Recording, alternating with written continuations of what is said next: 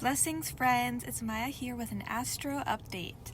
On February 24th, we'll be having a full moon in the practical, diligent, and detail-oriented sign of Virgo at 5 degrees. A mutable earth sign filled with practical flexibility, sensibility, getting work done, and sorting things out on a literal and psycho-spiritual level. A full moon is when the sun and the moon are opposed in the sky, creating some kind of tension, peak, release, coming to fruition, or culmination point.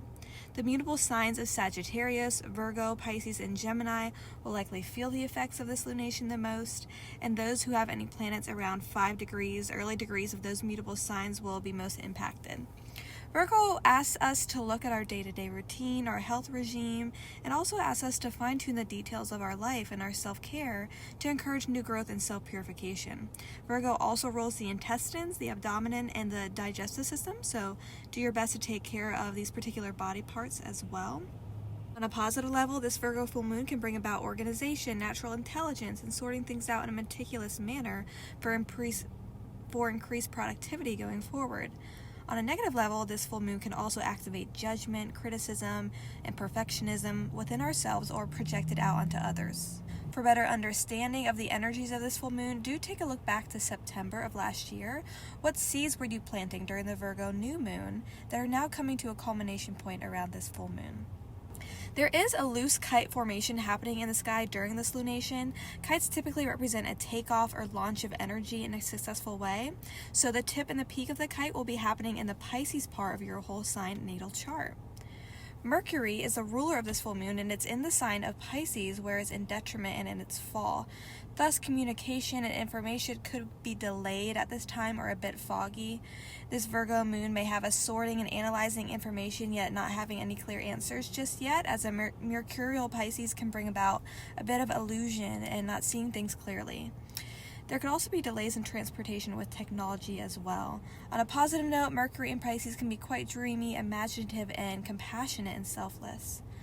Mercury, the planet of communication, is also opposed the moon, representing our innermost emotions. For some, there could be some tension around information and delays that challenge one's innermost feelings. We also have Saturn, the planet of seriousness and obligation, conjunct the moon. This can mean there may be some seriousness, melancholy, or restructuring that needs tending to when it comes to our individual or collective matters at hand that are affecting our emotional states. We also have both benefics, Venus squaring Jupiter around this lunation, which can bring about needing to work through tension that will bring us a positive outcome and an end goal.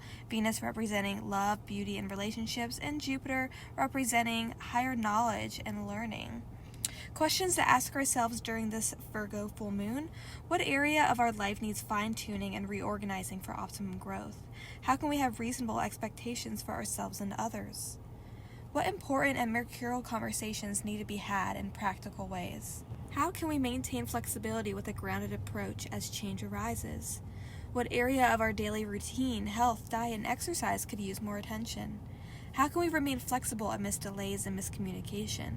How can we restructure and refine ourselves to encourage deeper levels of self-purification on a mind, body, and soul level? Full moon in Virgo, blessings to you all. What area of life will this moon be happening for you? For Aries rising, this full moon will be happening in your 6th house. This will be an ending or a change around work and health. So one's job, diet, exercise, organization, daily routine, as well as pets and animals. For Taurus rising, this full moon will be happening in your 5th house. This could be an ending or a change around one's creativity, self-expression, children, romance, and hobbies. For Gemini rising, this full moon will be happening in your 4th house. This could be an ending or a change around one's home, family, real estate, inner security, or ancestral lineage. For Cancer rising, this full moon will be happening in your 3rd house. This could be an ending or a change around communication, writing, online persona, one's local neighborhood, community, and transportation. For Leo rising, this full moon will be happening in your 2nd house. This could be an ending or a change around one's income, how you make money, physical possessions, spending money, self-worth, and values. For Virgo rising, this full moon will be happening in your 1st house. This could be an ending or a change around one's self, identity, one's physical body, outward appearance, and new endeavors. For Libra rising, this full moon will be happening in your 12th house. This could be an ending or a change around the unseen realms, one's mental health and subconscious, spirituality, as well as addictions. For Scorpio rising, this full moon will be happening in your 11th house. This could be an ending or a change with large groups of people, friendships, organizations, networks, and future hopes and wishes.